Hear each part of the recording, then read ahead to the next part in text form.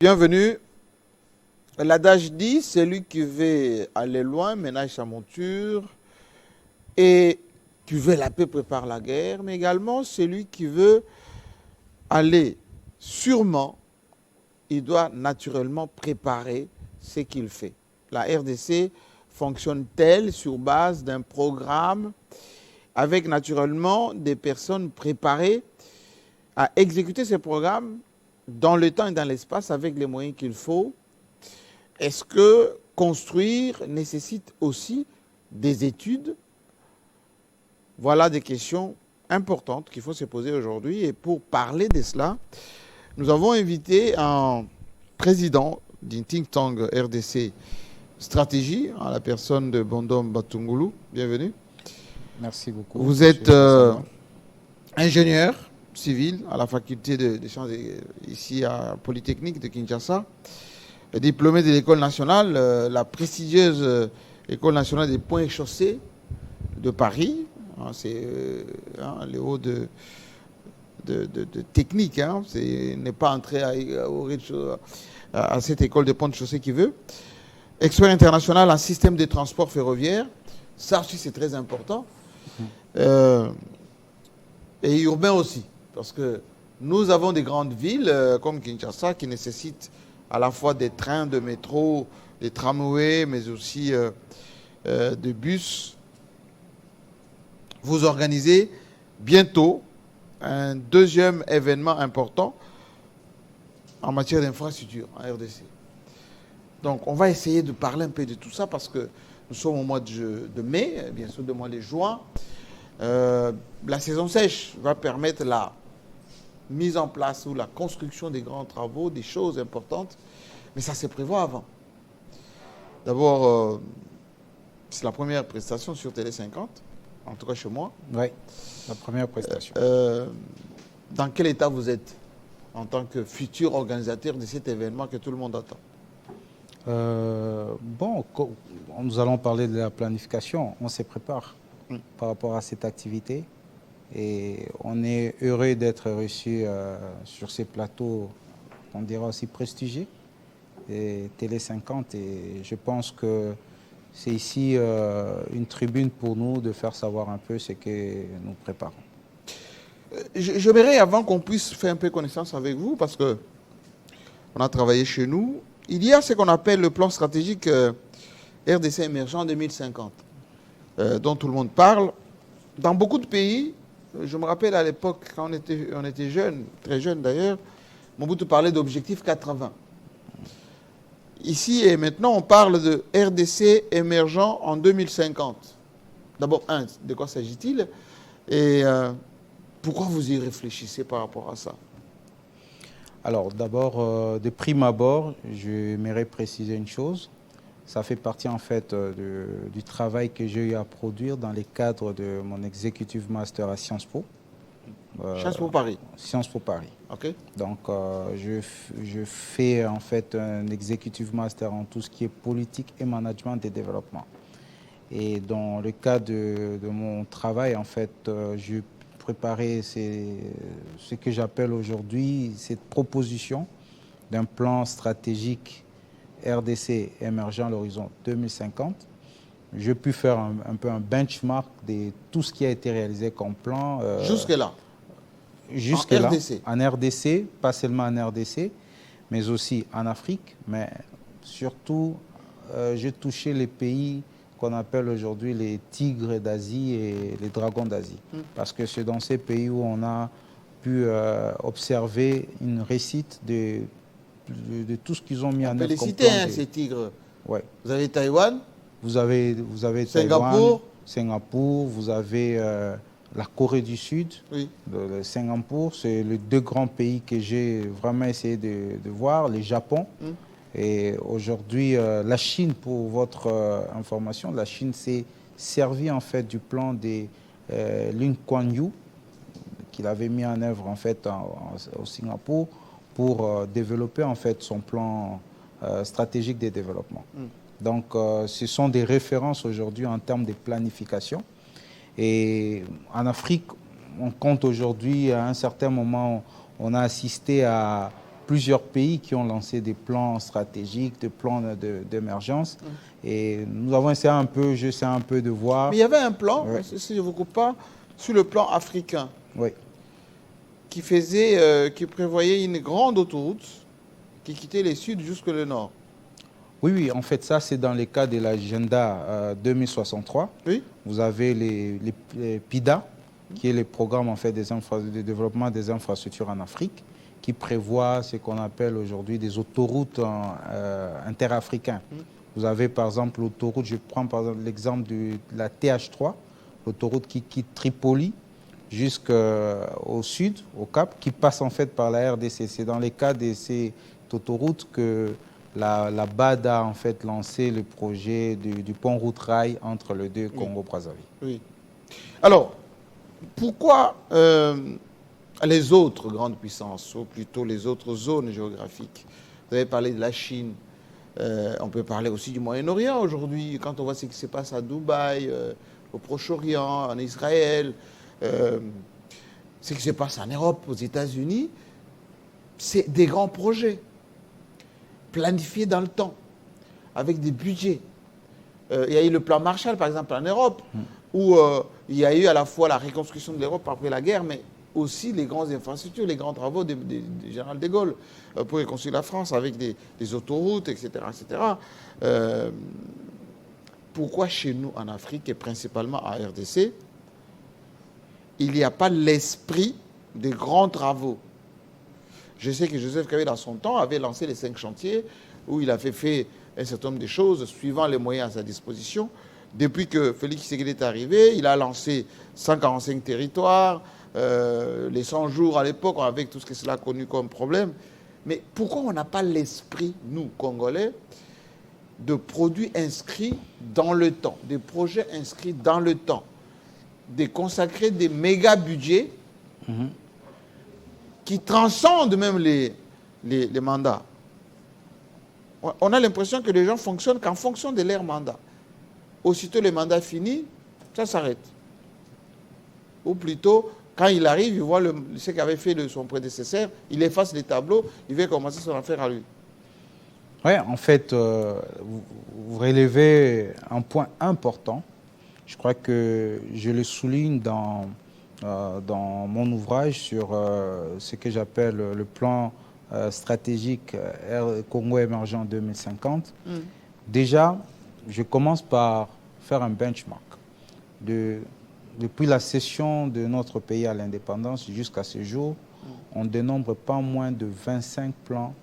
25 plans qui ont été élaborés, pour certains mis en œuvre, mais dans ce 25 plans, deux fois en partenariat avec les partenaires bilatéraux tout comme multilatéraux, mais dans ces 25 plans, le constat est amer. C'est qu'aucun de ces plans n'est allé au bout, n'a pu réaliser en fait ici le développement, le décollage économique de notre pays. Nous avons connu entre 1948 et 1958 le premier plan décennal. C'est pendant cette époque que l'on a pu réaliser la plupart des infrastructures que nous connaissons aujourd'hui, à l'époque belge. Mais juste après... Notamment les routes de désenclavement du pays. Oui, les chemins de fer. Les grandes routes, les chemins de fer. Et juste après, vous avez, entre 1959 et 1969, où il était prévu en fait un deuxième plan décennal qui prévoyait cette fois-là le développement de l'agriculture et des secteurs industriels et de l'artisanat. Mais cela n'a pas été en fait mis en œuvre. Et on va constater que tout ce plan, la plupart, certes, ont été élaborés, mais la mise en œuvre va poser un problème. Pourquoi ça pose problème? C'est un état d'esprit, c'est manque de moyens, c'est manque d'organisation? Alors, jusqu'au dernier, que nous connaissons aujourd'hui, le PNSD, qui a été élaboré depuis presque les années 2016-2017, vous allez constater qu'on a moins de 15% de réalisations. Pourquoi? On en dénote ici, moi j'ai pu répertorier 4. Premièrement, vous avez d'abord un nombre pléthorique de ces cadres programmatiques en fait qui existent. Aujourd'hui, on a un cadre programmatique qui est le PNSD, mais oui, vous allez constater, chaque ministère a son plan qu'il exécute, oui, qu'il exécute sans tenir compte en fait du cadre programmatique existant. Vous avez ces problèmes en fait aujourd'hui d'un nombre pléthore des cadres programmatiques à gauche et à droite, sans pour autant que nous puissions avoir un cadre programmatique qui sert de guide, qui est suivi. Parce que normalement, qu'est-ce qui devait se faire? C'est qu'aucun projet ne peut se réaliser indépendamment des cadres programmatiques. Tant que ce n'est pas inscrit dans le plan stratégique. Et vous avez, deuxièmement, il y a un problème d'appropriation. Ces problèmes d'appropriation nous amènent à ce que vous allez constater qu'il y a un sérieux problème de coordination de tous ces plans. Et vous avez un problème en termes aussi de cohérence. Comme je le disais tantôt, il y a des projets qui peuvent être exécutés dans 2-3 ministères qui travaillent sur un même projet. Ça aussi, ça pose un problème. Et vous avez, troisièmement, aujourd'hui, c'est le mécanisme qu'on met en place pour la mise en œuvre, le suivi et l'évaluation du plan. Vous vous retrouvez avec un nombre pléthore d'acteurs qui interviennent au même moment sur la mise en œuvre, sur le suivi, sur l'évaluation. Et ça pose un sérieux problème pour la cohérence et la coordination du plan. Merci bien, c'est très intéressant ce que vous dites parce que on est suivi par des responsables. Je sais que peut-être ils sont sensibles à ce genre de choses. J'aimerais d'abord qu'on voie un peu votre profil.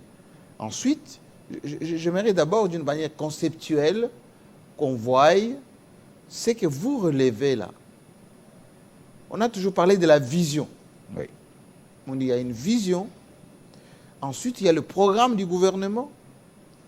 Et on parle des ministères sectoriels.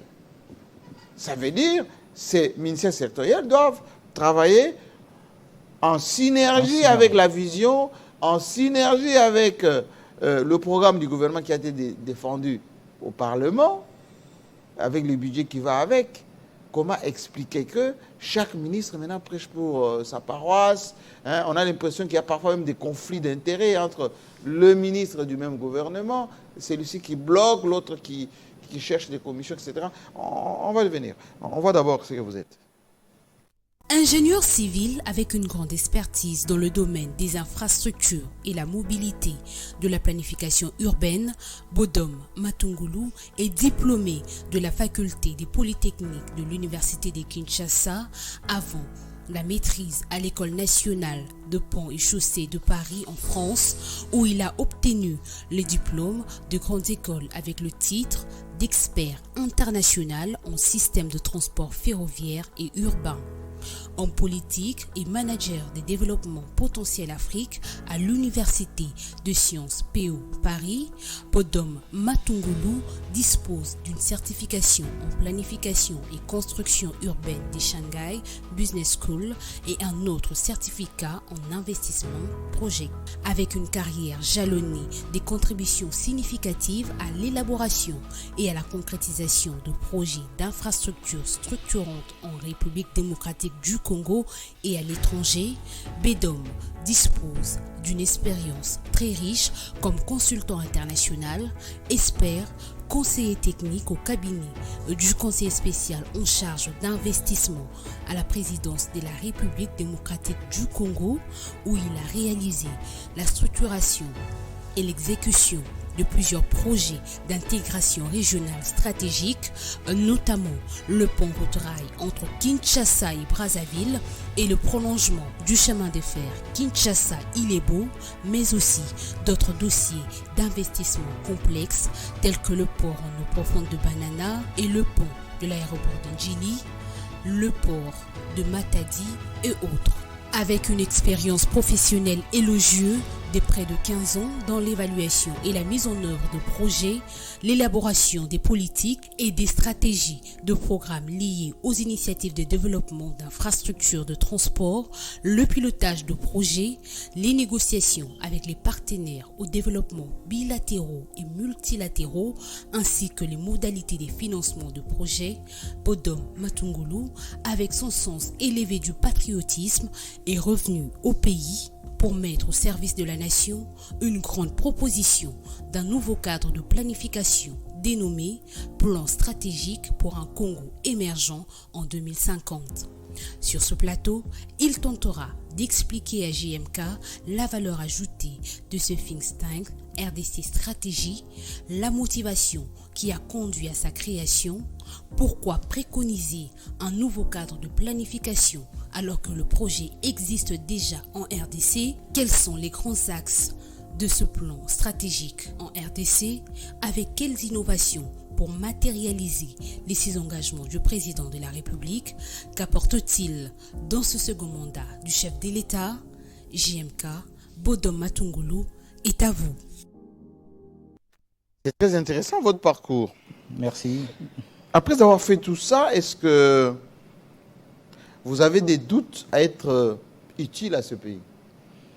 Non, non, je n'ai pas de doutes parce que, comme le cite très bien le portrait que vous avez réalisé, je suis allé faire ma spécialisation à l'École nationale des ponts et chaussées à Paris. Juste après, j'ai été retenu à la SNCF.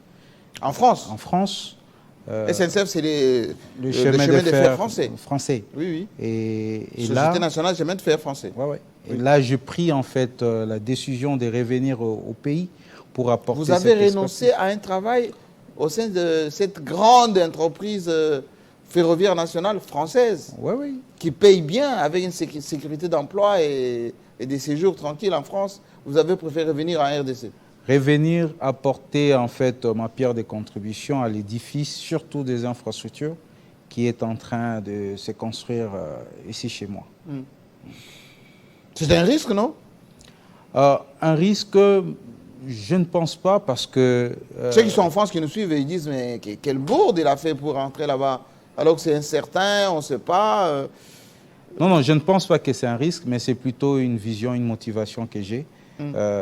C'est surtout ce qui m'a amené à pouvoir mettre en place le think tank que j'ai pu créer, RDC Stratégie, comme je l'ai dit, qui veut vraiment concrétiser le développement de ces pays en apportant ma contribution avec des réflexions, avec mon implication dans le projet qui sont montés ici, surtout des projets structurants, pour permettre à ce que la RDC de demain puisse ressembler, même pourquoi pas dépasser la France. Je me dis toujours que la RDC qui est 5 fois plus grand que la France, 80 fois plus grand que la Belgique, en termes d'infrastructures, nous devrions avoir des infrastructures qui sont 5 fois plus que les infrastructures que nous retrouvons lorsque nous allons en France.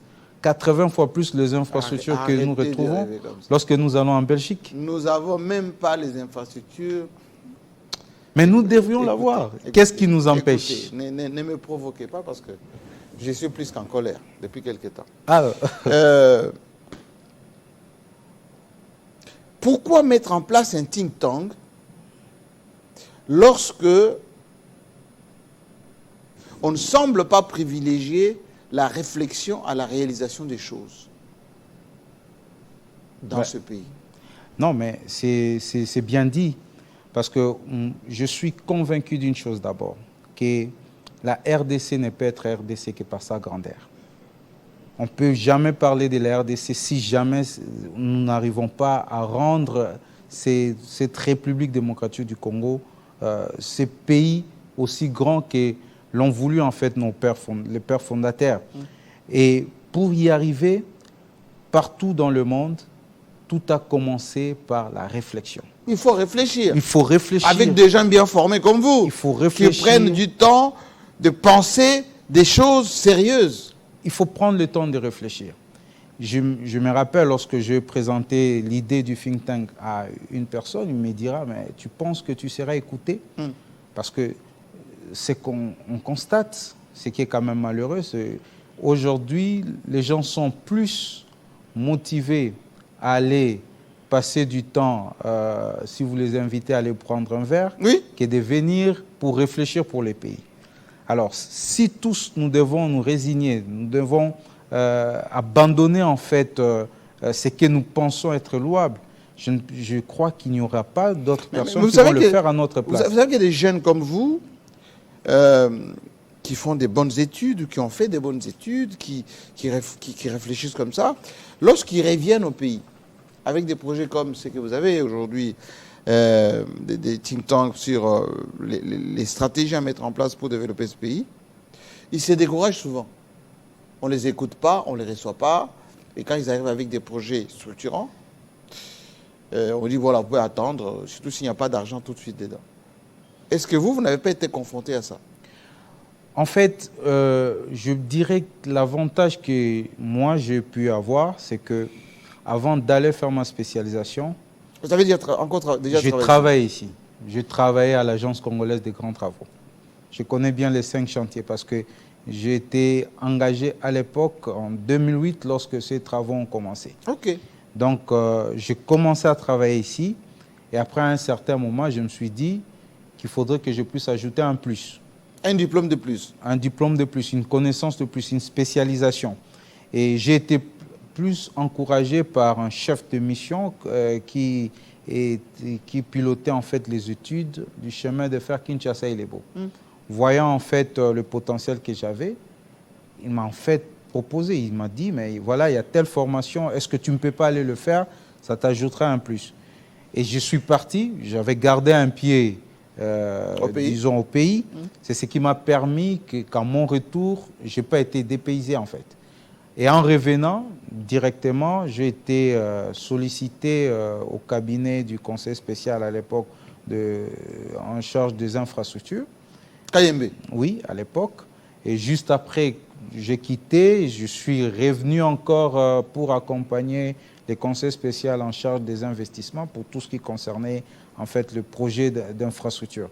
C'est dans ces cadres-là que j'ai évolué. Et comme j'étais impliqué dans plusieurs projets déjà sur le plan aussi continental, dans le projet d'infrastructure, cela m'a permis en fait de mieux m'intégrer. Mais je sais que c'est un parcours de combattant pour ceux Alors, qui vous savez que le président Tshisekedi, pour le deuxième mandat ici, il a fait campagne autour de 6 axes. Enfin, il a appelé ça 6 engagements, dont notamment les infrastructures. Comment vous mettez en adéquation vos think tanks, ces réflexions autour de RDC 2050, avec ce que lui, il a pris comme engagement, les 6 là? L'adéquation, c'est à quel niveau?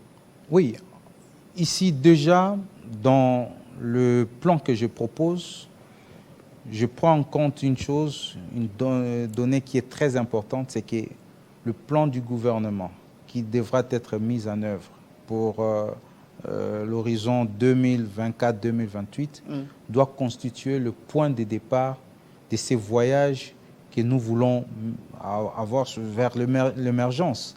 Et afin de permettre que de manière irréversible, que nous soyons engagés vers cette marche vers l'émergence. Et ça, c'est le point de départ de tout. Ce qui nous amène à pouvoir considérer, entre autres, ce que j'appelle aujourd'hui les points clés pour le succès de tout ce qui va être fait. Premièrement, les 6 engagements du chef de l'État, en fait, ça sera en fait le fruit, les retombées des actions qui doivent être menées.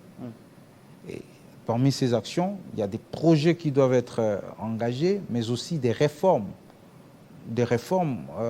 audacieuses pour permettre à ce qu'aujourd'hui, que nous puissions placer ce que j'appelle les fondations de l'émergence. Et un des éléments importants, comme je le disais, il y a 5 ingrédients qui feront en sorte que ces engagements puissent se concrétiser. Premièrement, c'est la vision, une forte volonté d'abord politique qui se traduit par une ambition et une vision. Et un engagement clair de l'ensemble en fait du gouvernement. Ça, c'est le premier point. Et lorsque vous arrivez à regarder un peu ce qui s'est passé dans le pays que nous avons cité, entre autres les dragons et les tigres d'Asie, ce qui a fait le succès de la planification dans ces pays, c'est en fait ça, une forte volonté politique. Et la forte volonté politique nous amène en fait quoi, à pouvoir prendre des décisions qui des fois sont impopulaires mais salutaires pour le pays. Laissez-moi un peu accompagner ceux qui nous suivent par rapport à ça. Oui. Les grands projets se planifient, s'installent dans le temps. Notamment cette fameuse route qui doit quitter des Bananas jusqu'au Katanga là-bas. C'est beaucoup de kilomètres. Ça peut se faire sur 5 ans, 6 ans, 7 ans. Mais il faut que ça commence. La plupart des routes, ou plutôt des infrastructures, des grandes envergures, on les lance, ou on les lance avec beaucoup de difficultés. Route Kalambambouji, port en eau profonde à Banana. Cette route qu'on a montrée au Torail qui est Kinshasa-Brazzaville. C'est quoi les déclencheurs des projets à long terme, à moyen et long terme, pour vous, dans votre plan? Alors, c'est en fait les 5... Vous allez motiver comment? Les 5 ingrédients... Quand les gens sont focus sur le pouvoir, le mandat, etc. Mais c'est ça, c'est les 5 ingrédients que je suis en train de présenter. C'est ce qui a fait le succès de la planification dans les Sur les dragons. pays. Oui. Une volonté politique d'abord, de faire. Un engagement clair du gouvernement. Deuxièmement, il faudrait avoir un outil de planification, un cadre programmatique qui sera suivi par tout le monde. Et ces cadres programmatiques doivent refléter aussi une vision à long terme et non une vision qui est juste limitée par un mandat politique, mais plutôt à long terme. Parce que vous savez, les infrastructures se parlent, se tiennent. Et moi, je travaille sur un autre plan qui est dénommé le plan stratégique de développement des infrastructures intégrées. C'est-à-dire, il y a des infrastructures, de projets que lorsque vous amorcez aujourd'hui, elles doivent se tenir avec un autre projet. Donc intégré. Intégré. Cela demande à ce qu'aujourd'hui, que nous ayons d'abord un plan, un outil de programmation qui sera en fait directeur, mais assorti à long terme, mais assorti des plans quinquennaux. Et ces plans quinquennaux, en fait, c'est de pièces de puzzle qui se tiennent pour un objectif donné. Ça, c'est un élément fondamental. Mais il faut qu'on puisse illustrer ça. Si, par exemple, on veut désenclaver ce pays, ce qui pose problème dans ce pays, c'est qu'il n'y a pas de route de désenclavement. On a des provinces qui sont comme les Maniema, par exemple, chemin de fer.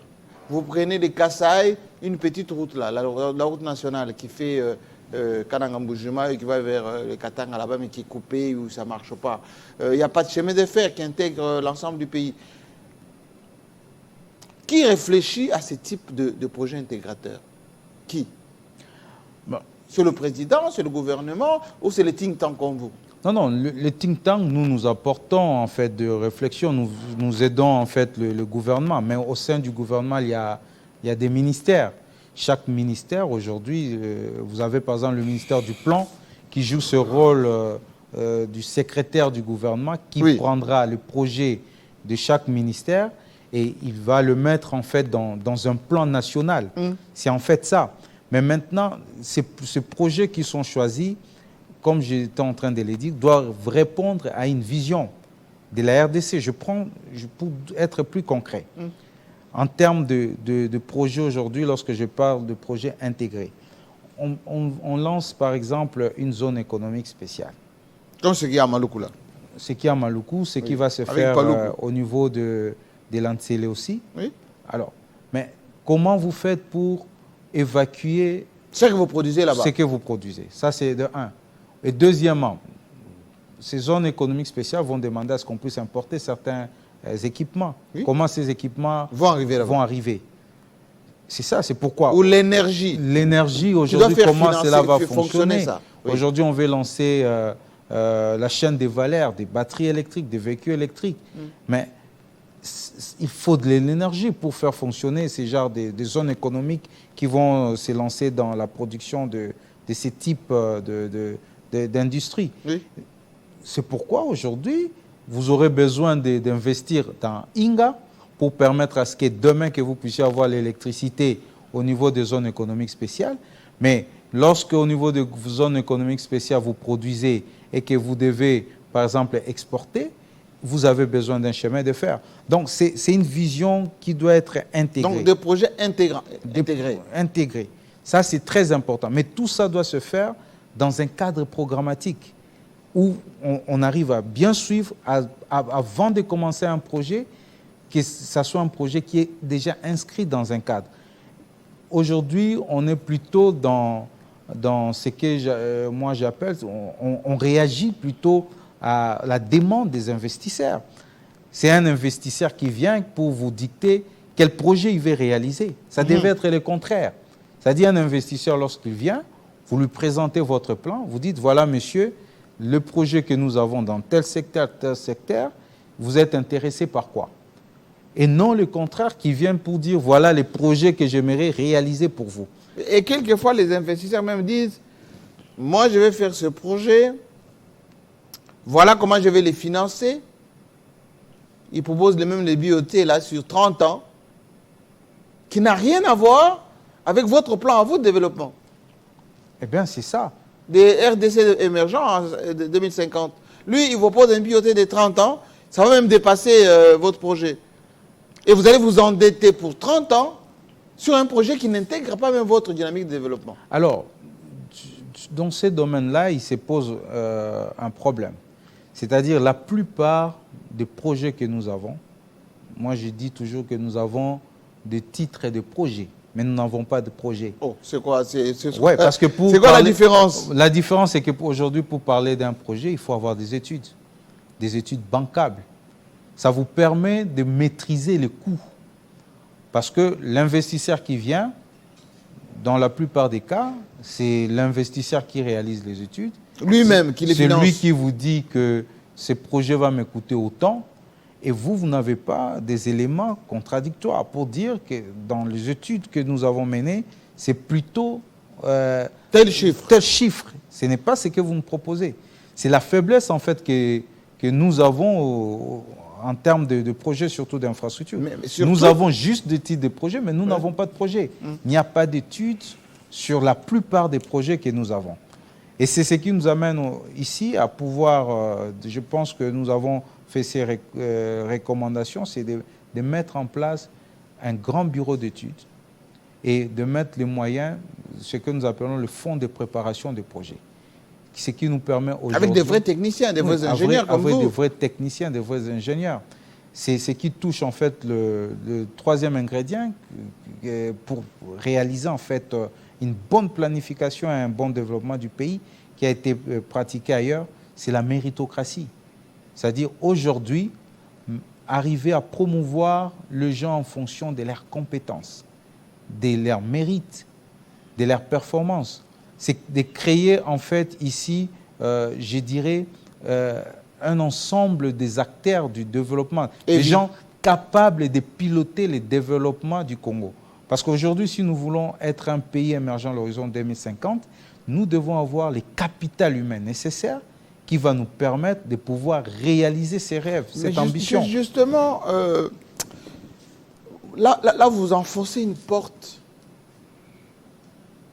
à travers laquelle il y a beaucoup de gens qui vont dire, mais nous sommes là. Pourquoi on ne nous associe pas à piloter la vraie RDC de 2050? Pourquoi?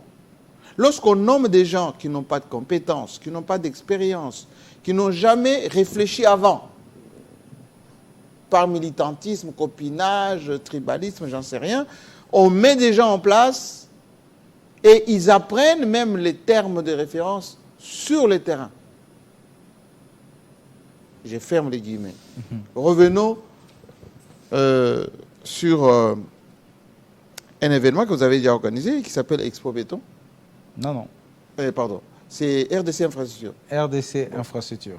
Excusez-moi du terme, Expo Béton que je connais bien. Ouais. Je salue Jean Mamanissa. Cet événement RDC Infrastructure, vous l'avez organisé pour booster les gouvernements ou pour poser une démarche? En fait, c'est un peu le deux. Parce que nous, en tant que laboratoire d'idées, aujourd'hui, nous jouons plus un rôle de ce que nous appelons... C'est ça, hein, exactement. Ouais, c'est bien sur le forum sur les infrastructures en RDC. Oui. Alors, en 2022, nous avons réalisé et organisé, disons, la première édition. La première édition qui a connu, en fait, la participation d'un grand nombre d'acteurs, en fait. Oui, il y avait beaucoup de monde. Impliqués dans... Beaucoup de monde. Vous avez invité déjà important. Ouais, dans l'écosystème, en fait, des infrastructures. Et ici, nous, en tant que think tank, nous voulons mettre surtout l'accent sur cette réflexion profonde autour des thématiques qui touchent les infrastructures. Et il y a 2 ans, nous avons en fait produit à la fin de ces forums disons, des recommandations dans un ouvrage que nous avons appelé La voie à suivre. 50 recommandations 50. Pour transformer en fait les secteurs des infrastructures en RDC. Et cela a porté sur 3 aspects. L'aspect du financement de ces projets, de la gouvernance, mais aussi de l'opérationnel. Et là, nous avons touché plusieurs thématiques, surtout sectorielles, liées à la route, liées au chemin de fer, liées au port, liées au secteur aéroportuaire. Donc, nous avons pu proposer des recommandations et juste après ces recommandations, nous avons mis en place un plaidoyer où nous avons rencontré les différents acteurs, les DG des entreprises publiques comme privées, les différents ministres. Qu'est-ce qui découle de ces plaidoyers que vous avez menés? Alors, déjà, comme premier plaidoyer, il était question aujourd'hui, nous avions fait ces plaidoyers à ce qu'on puisse mettre en place une unité de coordination de PPP. Pour essayer de partenariat public-privé. Pour essayer de piloter aujourd'hui l'ensemble des projets que nous avons. Parce que ici, j'aimerais souligner que le partenariat public-privé fait partie en fait de ce qu'on appelle des mécanismes de financement aujourd'hui qu'on appelle d'innovants pour, disons, les infrastructures. Ça, c'est pour échapper aux bailleurs classiques, hein, Fonds monétaire international, le Banque mondiale. Bon, parce qu'en fait, vous allez voir que le bailleur vient nous aider à placer en fait les bases. Il vient nous aider à nous crédibiliser auprès des investisseurs. Mais lorsqu'il s'agit des projets structurants, des projets qui demandent beaucoup de moyens, aujourd'hui, on recourt au privé. Et ils n'ont pas d'argent, ces bailleurs? Bon. C'est l'argent de contribuables. Enfin, c'est l'argent des actionnaires. Des actions. Mais de la Banque mondiale, du Fonds monétaire, du Club de Paris, de tous ces gens-là. Oui, c'est... de la BAD aussi. C'est de l'argent. Aujourd'hui, comme je le disais, ils viennent nous crédibiliser. Qui génèrent des intérêts. Ils viennent nous aider à poser les bases, mais ce n'est pas avec les bailleurs de fonds que nous allons développer nos infrastructures. Il faut aujourd'hui recourir à des mécanismes innovants. Et parmi les mécanismes innovants, vous avez les partenariats publics-privés. Vous avez aussi aujourd'hui des mécanismes innovants tels que ce qui s'est fait, des échanges entre, qu'on appelle aujourd'hui financement des infrastructures avec les matières premières. Ça fait partie aussi des types de mécanismes innovants que nous avons. Voilà l'un de plaidoyers qu'on a eu à faire, et aujourd'hui vous avez l'unité PPP qui existe, qui est là et qui a commencé à travailler, et je pense bien que ça fait partie en fait déjà des retombées, entre autres des recommandations qui ont été faites. Dites-moi, vous faites des émules là, nous sommes suivis un peu partout là ce soir. Quelques questions, notamment celle d'Arsène Garini qui est à Paris en France. Là vous avez fait votre Sciences Po. Il dit projet route rail Kinshasa-Brazzaville, qu'en est-il exactement et quel est l'impact économique de cela? Je sais que les Congo, qui m'excusent, ils ont maintenant un Premier ministre, se sont opposés à ces ponts parce qu'ils disent-ils, ça va tuer Matadi et Boma.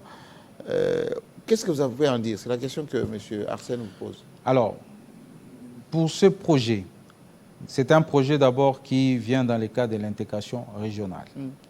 On dit que l'argent est là. Hein? Oui, dans le cadre de l'intégration régionale.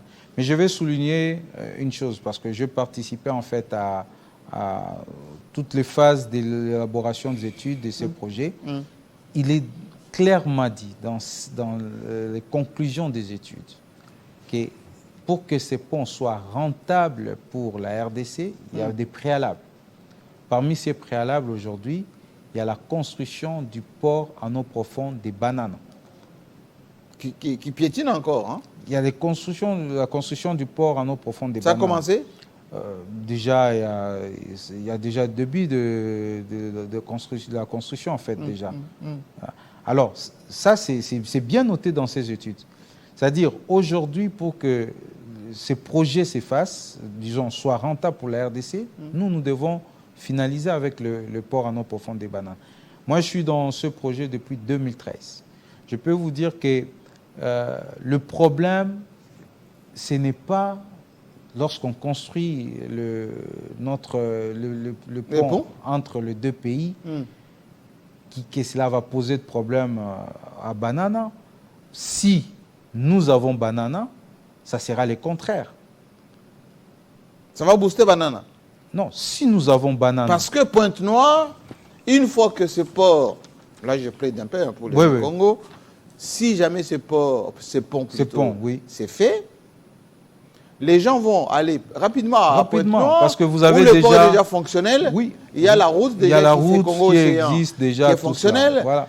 Et donc, le préalable, nous devons d'abord. On va alimenter Pointe-Noire et Banana va attendre. Voilà, nous devons avoir d'abord notre port. Donc il fallait accélérer Banana. Il faut accélérer Banana. Mais il y a un problème qui se pose. C'est-à-dire aujourd'hui, ça fait partie des priorités d'intégration régionale africaine. Nous ne devons pas traîner les pas. On a beaucoup traîné les pas. On a beaucoup traîné les pas. Parce qu'à un moment, ils se disent, mais ça fait depuis 2013 que ces projets ont été lancés. En 2024. Rien ne nous empêche aujourd'hui, nous, de développer notre port en eau profonde. C'est beau, hein, je vois ce pont. Oui, notre port en eau profonde. Parce qu'au même moment, si nous sommes intelligents, nous développons notre port en eau profonde, nous réhabilitons le chemin de fer sud entre, disons, qui vient du Katanga jusqu'à Ilebo. Et il y a le projet, c'est qu'on oublie que le projet du pont route-rail Kinshasa-Brazzaville, ça forme un seul projet avec le chemin de fer Kinshasa-Ilebo. Écoutez, c'est la troisième question qui vous est posée par Laurent Ndala, qui est à Ilebo exactement. Où il dit pourquoi le gouvernement est incapable de construire ce chemin de fer Kinshasa-Ilebo pour relier Kinshasa-Lubumbashi. Pourquoi? Vous savez, c'est ce qu'on doit essayer de faire aujourd'hui. On doit essayer. Pourquoi on ne doit pas? Ça doit être une priorité des priorités. Ça doit être une priorité parce que avant de penser, je l'ai toujours dit, avant de penser à l'intégration régionale, il faut d'abord penser à l'intégration nationale. Arriver à relier les réseaux ouest et les réseaux sud de la RDC. Vous savez que si jamais nous arrivons à relier Ilebo à Kinshasa et réhabiliter le chemin de fer Kinshasa-Matadi et faire le prolongement jusqu'à Banana, nous avons la possibilité de faire passer tous les minéraux qui sont produits au niveau du Katanga sur le chemin de fer. De passer par Rasumbalesa et tout ça. On va éviter de passer par Lobito, par exemple. Oui. Et c'est loin là-bas. Parce qu'aujourd'hui, on tire plus profit lorsqu'on a le temps transporté au kilomètre est plus important. C'est-à-dire aujourd'hui, si on évacue par le chemin de fer de Lobito, on va plus parcourir de la longueur du chemin de fer, de la distance sera plus longue parcourie au niveau de la Zambie qu'au niveau de la RDC. Ce qui veut dire que c'est la Zambie qui va plus encaisser en termes de bénéfices. Mais on les paye aujourd'hui. Mais c'est ça. L'évacuation de nos minéraux rapporte au pays traversé. C'est ça. Et ça pouvait le faire chez nous. La vision, c'est de pouvoir aujourd'hui relier le réseau sud et les réseaux ouest. Et certes, il y a des questions d'écartement qui vont se poser, mais comme je l'ai dit tantôt, c'est d'abord de l'ambition. Nous avons cette capacité aujourd'hui de mobiliser de fonds avec tout ce que nous avons comme ressources, comme l'ont fait le pays du Golfe aujourd'hui, ils ont construit leur pays avec le pétrole qu'ils ont.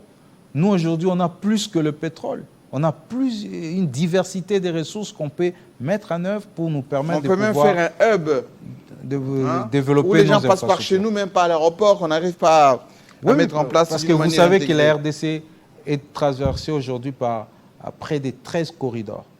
13 corridors. 13 corridors. Aujourd'hui, on a la possibilité de relier l'Est et l'Ouest de l'Afrique en passant par la RDC. Nous avons une position stratégique. Sans compter même l'espace aérien. Sans compter l'aérien. Là, je suis encore sur les terrestres. Ça veut dire que même pour la taxe des traversées, mais ça doit nous rapporter des millions. Non, ça doit nous rapporter des milliards. Des milliards. Des milliards. Mais on ne met pas des radars suffisamment pour sécuriser les gens qui passent au-dessus de nous.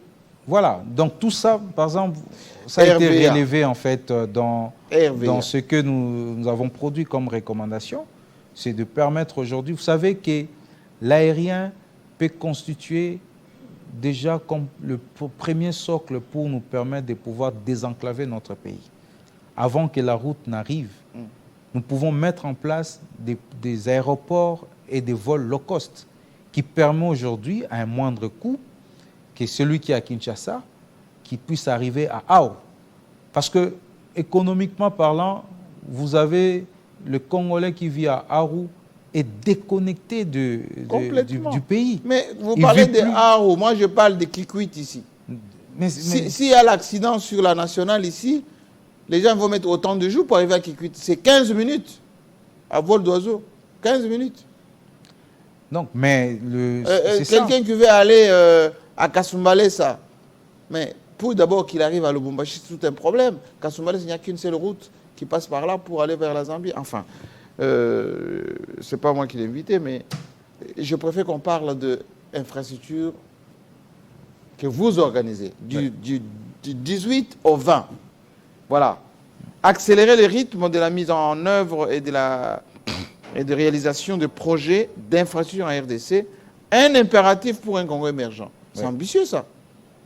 Non, ce n'est pas ambitieux, en fait, c'est la solution que nous sommes en train de présenter.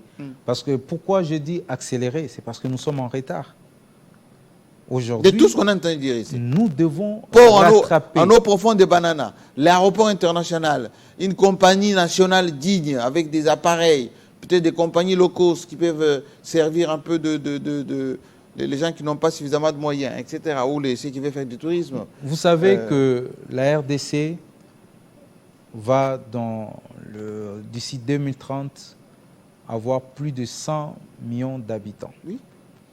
Et nous allons compter plus de 10 villes millionnaires. Comment 100 millions? On est déjà au-delà.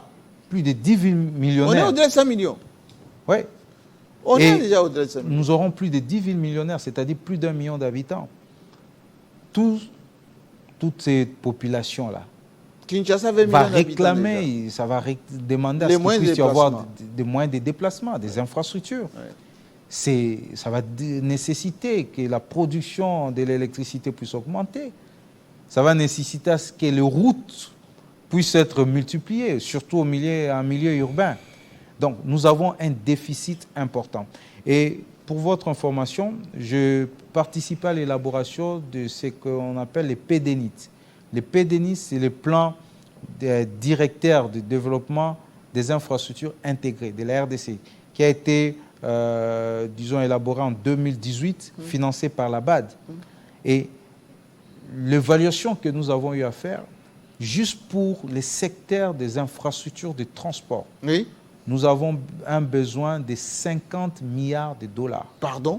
50 milliards de dollars. Alors qu'on peine à avoir 10 milliards tranquille. Mais c'est ce qu'il nous faut. C'est-à-dire aujourd'hui, si nous voulons développer ces infrastructures en 10 ans, il nous faut au moins mettre que pour le secteur des infrastructures de transport 5 milliards de dollars par an. Si vous voulez le faire en 5 ans, c'est 10 milliards de dollars par an. C'est un grand défi. Et nous, on veut faire des élections. Alors, c'est un grand défi. Milliard. Voilà pourquoi, ici, nous parlons d'accélérer les rythmes. Parce que nous avons plusieurs projets structurants qui traînent les pas. Et ici, nous allons présenter les recettes, pour dire comment faire pour accélérer les rythmes. Justement, à cette deuxième édition qui va se faire au Pullman ici à Kinshasa, qui est invité? Qui va participer? Alors, il y a des gens, du point de vue d'abord des experts qui viennent, qui seront là. Il y a des experts qui nous viennent un peu de partout. Nous avons ici déjà la BAD qui va mettre à notre disposition un certain nombre d'experts sectoriels pour animer les différents panels. Oui. Nous avons sollicité aussi, il y a la Banque mondiale, le PNUD, qui seront là, mais aussi des experts qui nous viennent de 2 pays qui présentent aujourd'hui les best practices en termes d'infrastructures. Vous avez Notamment le Maroc, le Maroc et la Côte d'Ivoire. Le Maroc, je connais, un pays qui se développe d'une manière extraordinaire. Extraordinaire. Vous allez à Tanger. Moi, vous avez vu le port de Tanger-Med. Mais les Chinois dont on parle, vous avez à Tanger, vous avez l'impression que les Chinois ont élu domicile là-bas. Ils ont fait des infrastructures, le port de Tanger, la ville. C'est extraordinaire, Tanger. Le problème, ce n'est pas les Chinois, le problème, c'est nous-mêmes d'abord. Parce que les gens pensent que les Chinois, c'est chez nous. Enfin, nos Chinois du marché. non. Ce n'est pas des vrais Chinois qui construisent. Les Maroc qui est invité, nous avons sollicité, il y aura la Côte d'Ivoire. Les directeurs d'abord du port de Tanger. De Tanger, oui. Qui sera là. Ils vont nous partager un peu leurs best practices. Qu'est-ce qu'ils font pour qu'aujourd'hui, qu'est-ce qu'ils ont fait pour qu'ils puissent développer cette plateforme portuaire. Et la volonté politique du roi. La volonté politique, mais comme je l'ai dit encore, la mise en place des outils de planification, d'une stratégie. Aujourd'hui, ils ont une stratégie portuaire, une stratégie ferroviaire dans leur pays, chose que nous n'avons pas chez nous. Nous, on peine avec l'ONATRA. Ça s'appelle comment maintenant, l'ONATRA? Oui, la SCTP aujourd'hui. Oui, SCTP. Pour rappeler seulement les chemins de fer Kinshasa-Matadi ici, qui pose problème.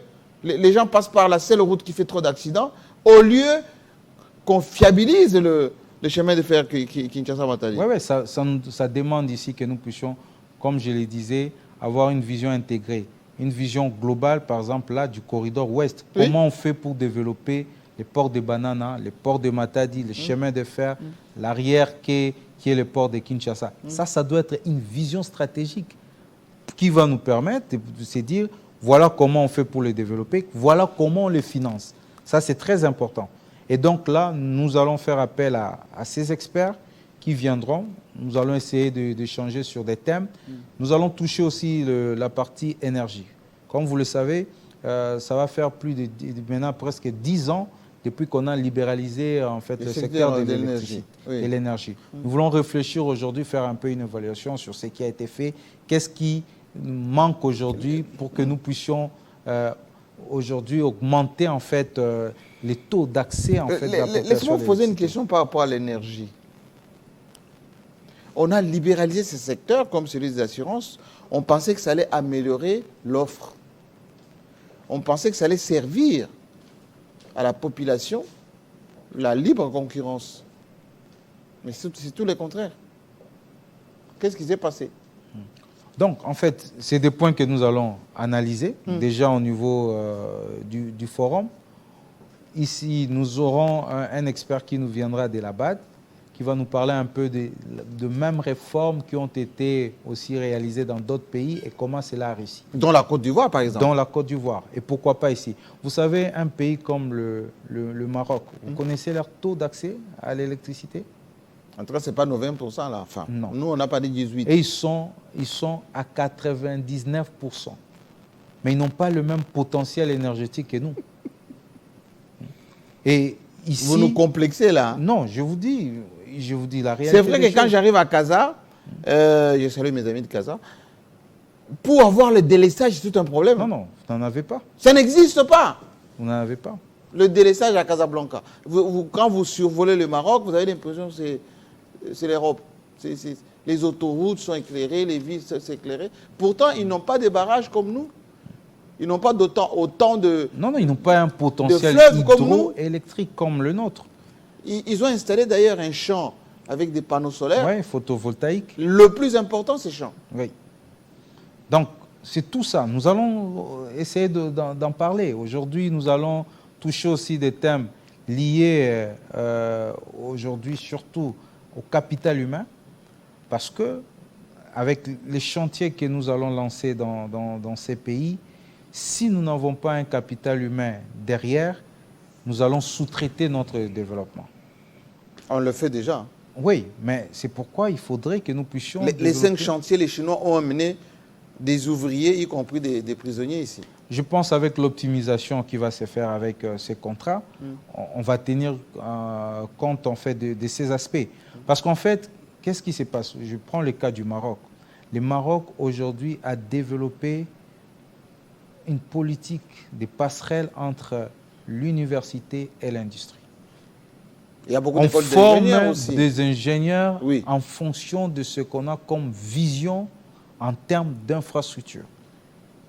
Ils se disent on a besoin de telles expertises, et c'est ce qu'ils mettent comme filière au niveau des universités. Et nous, on forme des avocats, des sociologues, C'est pourquoi la des vision... magistrats. La vision que nous avons dans le secteur des infrastructures doit aller en adéquation avec la vision du renforcement de la formation et du renforcement du capital humain au sein de nos universités. Je vous donne l'exemple. Moi, je viens de la faculté polytechnique de l'université de Kinshasa. De Kinshasa, oui. Mais aujourd'hui, cette faculté va fermer.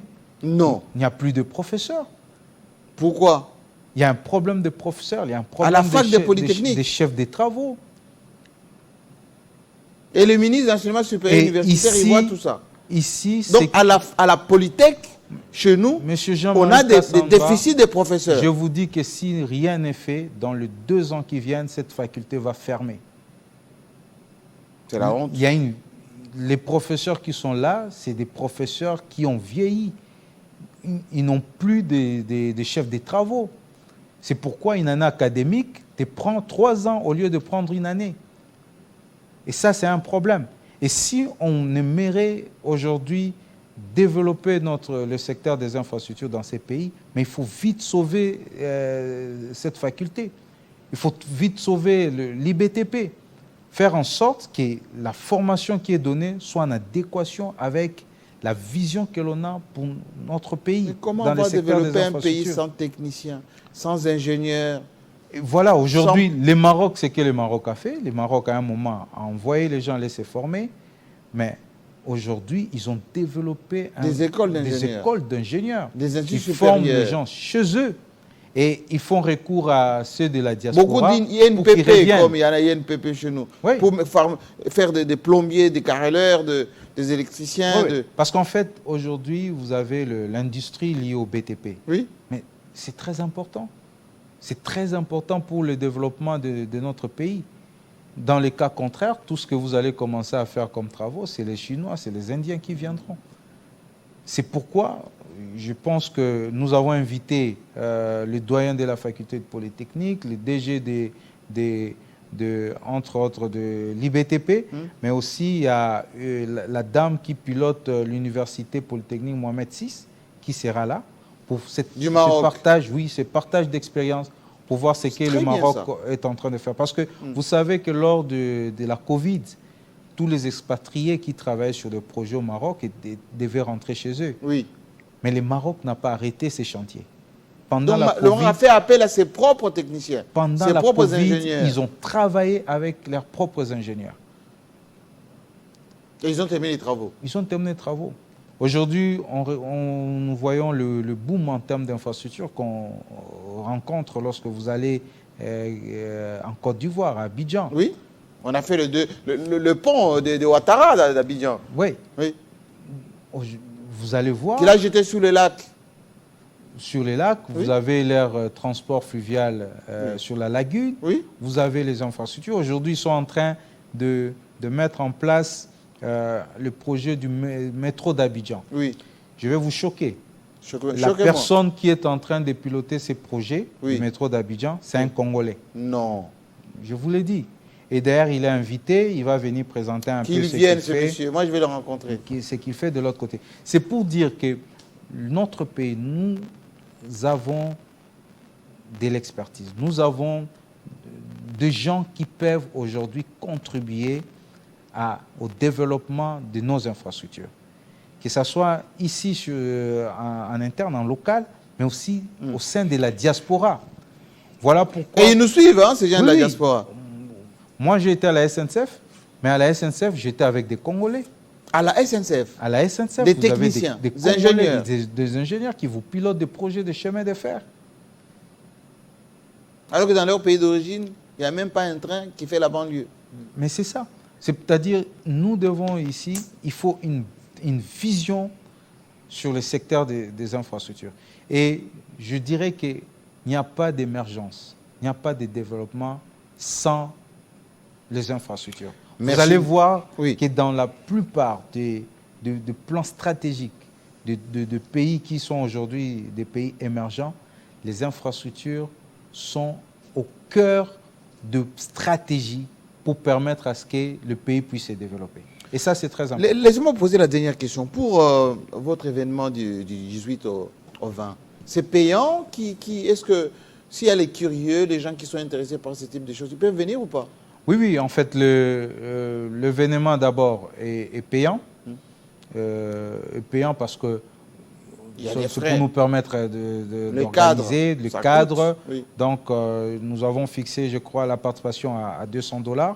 Mais là, les entreprises, les ministres, entreprises, les élus qui doivent aller, souvent ils disent on va vous faire un pont, il faut une petite passerelle, on va vous apporter l'équipement pour l'électricité. Ils doivent venir pour comprendre ce qu'on appelle l'infrastructure. Ils doivent venir. Nous avons organisé des panels, nous aurons des panels des ministres, des panels des DG, des panels des DG des entreprises publiques, mais aussi des entreprises privées, parce que nous voulons aussi, d'un côté, voir en fait, avoir aussi les regards ou bien le son de cloche en fait, du secteur privé.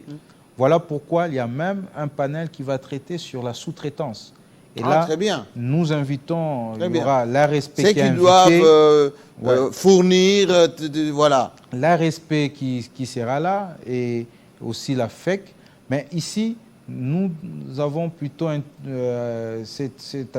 disons, ces panels, nous l'appelons plutôt le panel du local content, pas de la sous-traitance seulement. Parce qu'il y a un élément que j'aimerais... les contenus locaux. Oui, parce qu'en fait, la sous-traitance, c'est une partie du contenu local. La sous-traitance, ce n'est pas une fin en soi. C'est en fait un passage, le début en fait d'une vision où on aimerait ramener à un niveau supérieur les entreprises locales. C'est ça en fait que nous devons comprendre. Et dans le contenu local, vous n'avez pas que la sous-traitance, vous avez aussi ces transferts de technologies. Aujourd'hui, nous en avons besoin. La Chine dont on parle aujourd'hui, ils ont recouru à cela. Bien sûr. Auprès de l'Occident. L'usine du monde, c'était la Chine. Ils ont d'abord ramené les investissements européens. Après, ils se sont appropriés de la technologie des Européens et après, ils ont essayé de voir qu'est-ce qu'ils peuvent améliorer. Et ils ont mis ça en chinois. Et ils ont travaillé. Voilà. C'est ça, en fait, c'est pourquoi il y aura un panel qui va traiter, en fait, sur cette dimension et voir comment est-ce qu'aujourd'hui, nous devons tout faire pour permettre à ce que, comment nous allons créer les champions nationaux dans les secteurs des infrastructures, en termes d'entreprises de construction, en termes de bureaux d'études, qui vont mener des études, mais qui vont faire aussi le contrôle, le suivi des travaux.